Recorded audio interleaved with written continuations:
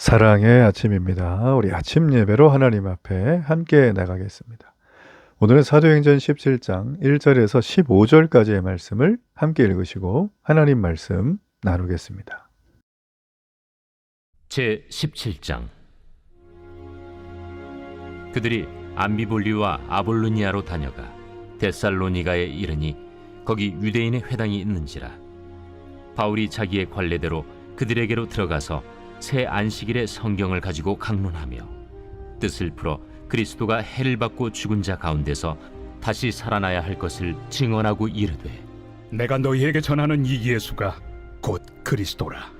그 중에 어떤 사람 곧 경건한 헬라인의 큰 무리와 적지 않은 귀부인도 권함을 받고 바울과 실라를 따르나, 그러나 유대인들을 시기하여 저자의 어떤 불량한 사람들을 데리고 때를 지어 성을 소동하게 하여 야손의 집에 침입하여 그들을 백성에게 끌어내려고 찾았으나 발견하지 못하매 야손과 몇 형제들을 끌고 읍장들 앞에 가서 소리질러 이르되, 천하를 어지럽게 하던 이 사람들이 여기도 이르매 야손이 그들을 맞아들였도다. 이 사람들이 다 가이사의 명을 거역하여 말하되 다른 임금 곧 예수라 하는 이가 있다 하더이다. 무리와 읍장들이 이 말을 듣고 소동하여 야손과 그 나머지 사람들에게 보석금을 받고 놓아주니라. 밤에 형제들이 곧 바울과 실라를 베레아로 보내니 그들이 이르러 유대인의 회당에 들어가니라.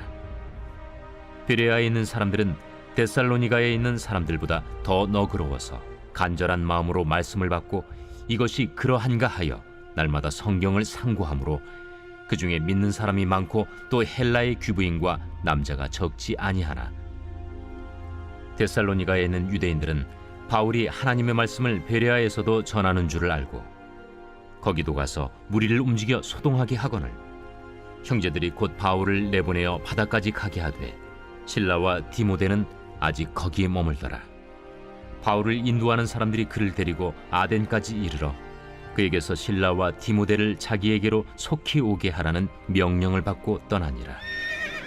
빌립보를 떠난 이 바울과 그의 동역자들은 데살로니가와 베레아에서 전도 사역을 계속 이어갑니다. 오늘의 본문의 내용이 바로 그 내용이에요. 오늘 1절에 보니까 암비볼리와 아볼리니아를 다녀가 데살로니가에 이르렀다 그랬죠.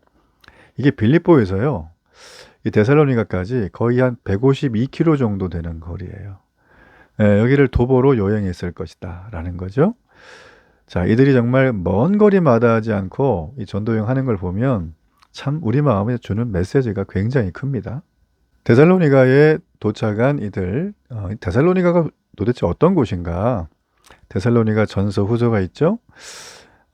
이 지역은 마게도냐 지역의 행정 수도예요. 그래서 로마의 총독 관저가 있었고 굉장히 큰 도시입니다. 당연히 유대인들도 꽤 있었기 때문에 회당도 여기 있었어요. 빌립보랑은 좀 대조가 되죠. 빌립보는 뭐 유대인이 거의 없고 또 회당이 전혀 없죠. 그래서 강변이나 혹은 옥중에서 복음을 전했던 바울인데, 여기서는 회당에서 무려 3주나 안식일에 성경을 강론할 수 있었던 굉장히 좋은 환경입니다. 여기서 우리 하나만 더 리마인드 하자면 바울은 유대인에게 빚진 마음이 있었어요. 자기도 유대인 열심당원으로 예수 그리스도를 핍박했잖아요. 그렇죠? 그래서 그도 유대인들을 볼 때마다 나처럼 그러지 마라, 그런 마음이 있어서 바울의 철칙이 있어요. 어느 동네를 가든 유대인 전도를 먼저 합니다. 그 유대인 전도하려면 어디를 가야 될까요? 그들이 모여있는 곳이 어디죠? 회당이잖아요. 회당. 그러니까 회당에 와 지금 3주나 성경을 가르친 거예요. 얼마나 또 성경을 잘 가르쳤을까요? 예. 자, 바울은 이제 여기서 예수님에 대해서 얘기를 하는데 그리스도라고 가르쳤어요. 만일에 여기 있는 사람들이 유대인들이 아니라 이방인이었다면 아마 빌립보에서처럼 예수님을 주라고 소개했을 거예요. 그렇죠? 예. 자, 그러나 정작 바울의 가르침을 들었던 예수님을 영접한 사람들은 유대인이 아니라 회당에 출입하던 이방인들이었어요. 3, 4절에 보면 경건한 헬라인, 기부인들이었어요. 유대인들은요, 오히려 바울을 방해합니다. 심지어 이 동네 불량배들 데려다가 거짓말로 협박까지 해요. 너무 어처구니가 없죠? 예. 그러면서 7절에 보니까 바울 일행한테 또 막 이 음해하는 말, 거짓말로 그들을 모함을 합니다. 너희들이 가이사의 명을 거역했다. 로마를 거역했다는 거예요. 예. 자, 여러분 가만히 보면 참 재밌어요. 지금 유대인들은 하나님을 섬기는 자죠. 뭐 유대인들 유대교니까.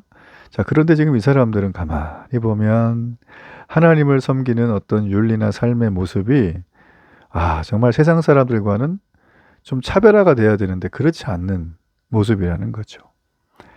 여호와 하나님이 온 땅의 왕이라고 주장해야 되는 이 유대인들이요. 이런 거짓말, 음해, 모함, 없는 말 만들어서 다른 사람을 곤경에 빠뜨리고 있는 거예요. 여러분 누가는 왜 이런 모습을 기록을 했을까? 여러분 보세요. 거룩한 하나님의 자녀가 되는 건 혈통적인 유대인이 아니라는 거예요. 혈통적인 유대인 중에서도 거룩한 하나님의 자녀가 될 수 있지만 이런 영적 교만에 빠져 있는 자들은 될 수 없는 거죠. 우리가 이것을 기억할 필요가 있습니다. 자, 이제 10절부터 보면 한 5절까지의 내용인데, 자, 이렇게 지금 바울과 실라가 데살로니가에서 공경에 처하게 되잖아요. 그렇죠? 예. 천하를 뒤흔드는 자들, 그러면서 바울과 실라를 숨겨줬던 야손과 그의 가족이 숨겨준 것 같아요. 3주 정도. 근데 이제 그들까지 다 공경에 처하고 옥에 넘겨지니까 또 우리 예수 믿는 믿음의 식구들하고 또 야손이 또 보석금을 내가지고 풀려나죠. 그죠? 보증금을 낸 거죠. 그러면서 바울을 다시 집에 들이지 않겠다 이런 서약담을 했겠죠. 그래서 바울은요 더 머무를 수가 없었어요.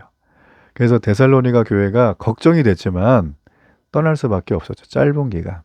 그리고 데살로니가전서 2장에 보면 이 데살로니가 교회를 너무 염려를 해서 한번 방문하려고 했던 적이 또 있죠. 자, 이러면서 이제 이동을 하는데 데살로니가에서 서남쪽으로 약 75km 밑에 있었던 베레아로 갑니다. 자, 누가는 이 사도행전의 기록을 할 때 좀 반복되는 패턴들이 좀 있는데 이 베레아에서의 사역, 전도 사역이 데살로니가와 똑같아요. 자, 흐름을 보면 10절에 복음 전파, 11절에 제자 삼고, 12절에 적지 않은 무리가 예수님 믿고, 그리고 또 소요가 일어나고 또 이동을 하게 되죠. 자, 이런 어떤 패턴이 있어요. 그러니까 복음을 전하면 복음을 받아들이는 부류와 받아들이지 않는 부류가 너무 극명했다는 것이고, 그로 인해서 이동할 수밖에 없었던 거죠. 만약에 이런 일이 없었다면 더 있으면서 그들을 세워가고 말씀 안에 일으키고 주의 제자로 만들어 갔겠죠. 그죠? 예. 그러니까 이 복음을 전하는 이 당시에는 요즘 우리가 생각하는 것보다 상상 이상의 위험과 어려움이 있었어요. 그럼에도 바울은 70km를 걸어가든 150km를 걸어가든 함께 걸어가서 가자마자 회당에서 또 복음 전하고, 기운 차리면 길거리에서 복음 전하고, 강변에서 예수님 말씀 전하고. 참 놀랍습니다. 이렇게 전할 때마다 하나님의 역사들이 나타난다는 거죠. 여러분, 그러므로 우리가 이 내용을 통해서 알 수 있는 바가 뭘까요? 복음은 언제나 전해야 된다라는 것입니다. 자, 전 특이한 점이 좀 있는데, 데살로니가와는 대조적으로 베레아 사람들은 너그러운 사람들이래요. 자, 이게 고결하고 기품이 있다는 뜻이거든요. 그러니까 바울이 전하는 복음을 이들은 편견 없이 간절함으로 들어요. 자, 이 간절함이란 단어가 직역을 하자면 준비되어 있다는 것입니다. 그러니까 선입견 없이 경청하는 태도를 말하죠. 여러분, 이런 청중이 있는 곳에서 설교하고 싶습니다. 목사라면 말씀을 하나라도 더 듣고 더 깨닫고 삶으로 실천하길 원하는 사람들이 가득 모여있는 곳에서 설교해보는 게 소원이죠. 관심도 없고 조금 전까지 남하고 싸우다 오고 거짓말 찍찍하고 돈 생각만 하다가 앉아가지고 3, 40분 설교 말씀 듣고 축도 안 받고 휙 나가버리면, 여러분 목사들은 그걸 또 다 느끼잖아요. 그러니까 얼마나 기운 빠지는지 또 몰라요 이게. 근데 우리 여기 베레아 사람들 그러지 마시길 바라고, 교회 올 때는 다 뒤로 하고 하나님께 집중하는 거예요. 설교는 하나님의 제2의 메시지다 이렇게 생각하시고 집중해야 되는 거예요. 이게 개혁주의 성도들의 바른 애티튜드겠죠. 이렇게 준비되어 있다라는 뜻이에요. 참, 이 베레아 사람들, 그러니까 베레아 사람들은 바울이 얘기하는 걸 다 믿은 게 아니에요. 바울의 말을 진지하게 듣고 경청을 했다 그러죠. 그리고 성경이 바울의 말처럼 정말 그렇게 가르치는가를 확인하는 거죠. 검토하는 거예요. 근데 이걸 어떻게 했대? 11절에 날마다 성경을 상고해. 여러분 에브리데이 성경 읽기를 축복합니다. 예. 그 성경을 매일 읽는 사람하고요. 가만히 콩나도 읽는 사람하고 전혀 달라요. 질문의 수준이 달라요. 요즘 하도 뭐 주변에 쓸데없는 자료들이 많으니까 이런저런 자료 보고 와가지고 뭐 해야 돼요? 뭐 안 해도 되는 거 아니에요? 뭐 이렇게 물어보는데 성경 모르면 그런 질문 해봐야 소용이 없어요. 왜 소용이 없냐? 말해준 거 그때뿐이에요. 그 본인 하지도 않을 거면서 뭐. 그렇죠? 여러분 하나님을 사랑하게 되면요. 말씀이 그냥 쏙쏙쏙 들어오고 눈에 막 확 입체적으로 그려지니까 그냥 말씀대로 살아가는 거예요. 그게 가장 자연스럽게 느껴지는 거예요. 그런데 막 살아가지 않으면서 막 말씀을 지켜보려고 애를 쓰면은 그게 자기한테 안 맞는 옷 입고선 100m 달리기 하는 선수랑 똑같은 거예요. 반드시 꼴찌하죠. 뭐 꼴찌가 아니라 사고 나겠죠, 뭐. 그렇죠? 여기 베리아 사람들은 성경을 어떻게 했다? 맞나 틀린가를 날마다 상고, 이 상고는 묵상, 공부, 집중, 전념 다 그 포함되는 말이에요. 오늘날짜는 현대 그리스도인들이 이런 상고를 하면 우리 교회 안에 문제 90%는 사라질 거라고 저는 믿습니다. 예. 쟤는 왜 저래요? 저분은 왜 저거 안 하는 건데 이런 얘기 한마디도 안 들릴걸요 이제. 자, 이게 제 소원이고 하나님 소원일 것 같아요. 자, 이렇게 열린 마음으로 성경을 살피면 어떻게 되겠습니까? 결국에 예수님이 메시아 맞구나 깨닫게 되는 거예요. 예수님이 그리스도라는 걸 깨닫게 되는 거죠. 그래서 12절 보세요. 이 사람들 중에 베레아 사람 중에 예수 믿는 사람이 많았대잖아요. 또 유대인 뿐이에요. 헬라인 중에서도 믿는 사람이 생겼어요. 네.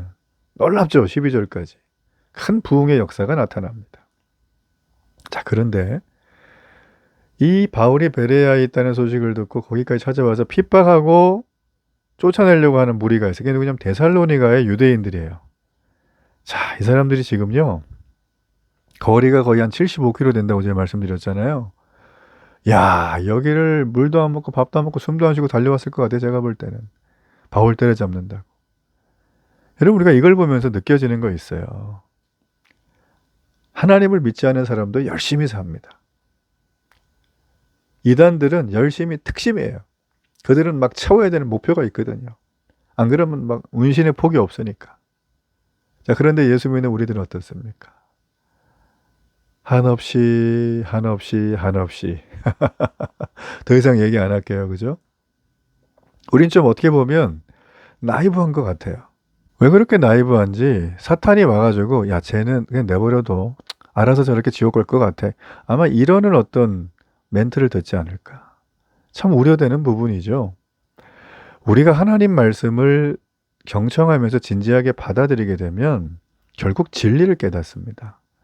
그리고 하나님 백성이 되고 눈이 달라지고 신분이 달라지니까 삶이 하나님의 자녀로 살게 돼 있어요. 여러분 그게 열매들이에요. 성령의 열매가 막 나타나기 시작을 하는 겁니다. 그런 사람들에게는. 그래서 하나님 말씀을 우리는 정말 진지하게 우리가 대하고 있는가를 생각해야 되는 거죠. 도무지 이 멈추지 않는 복음 앞에서 누가 하나님 백성인가? 복음은 계속 전해질 겁니다. 근데 하나님 백성 되는 거는 의지와 노력으로는 안 된다. 그러나 베레아 사람 같은 태도를 가지고 있는 건 매우 중요하다는 거죠. 우리가 경청하고 듣고 그 가르침이 검토를 하며 날마다 성경을 읽으면 결국 성경에서 말하는 예수님이 그리스도이심을 깨닫게 될 것입니다.